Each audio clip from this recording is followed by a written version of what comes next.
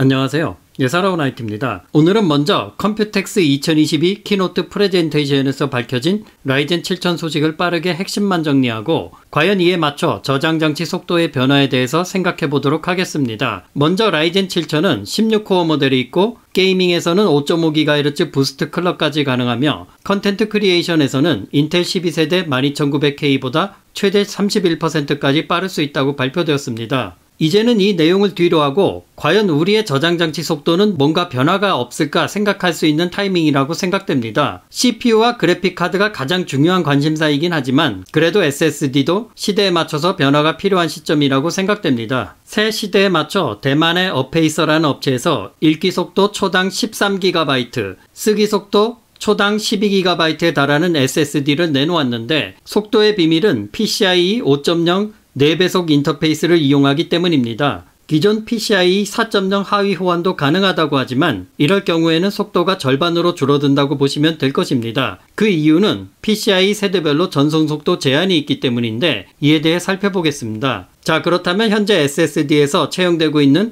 PCIe 세대별 4배속 속도 규격을 한번 살펴볼까요? PCIe 1.0이 1GBps, PCIe 2.0이 2GBps, PCIe 3.0이 3.94GBps, PCIe 4.0이 7.88GBps, PCIe 5.0이 15.75GBps, PCIe 6.0이 30.25GBps라고 나와 있습니다. 위의 속도를 참고하시고 다나와에서 한번 기존 SSD 속도와 PCIe 세대를 살펴볼까요? 기존의 SSD 속도를 보자면 PCIe 3.0 4배속을 지원하는 모델들은 읽기 속도 3.5GB, 쓰기 속도 3.2GB이며 PCIe 4.0 4배속의 경우에는 2배 정도 더 빠른 읽기 속도 7GB, 쓰기 속도는 6GB를 보여줍니다. PCIe 세대의 속도를 알면 차후 주변 장치가 어떤 속도로 동작할지 대충 알 수 있다는 것이죠. 대략 보시면 PCIe 세대별로 속도 규격은 약 2배 정도 증가한 것을 알 수 있습니다. 위 PCIe 규격에 의거하면 현재 대만의 어페이서 업체에서 내놓은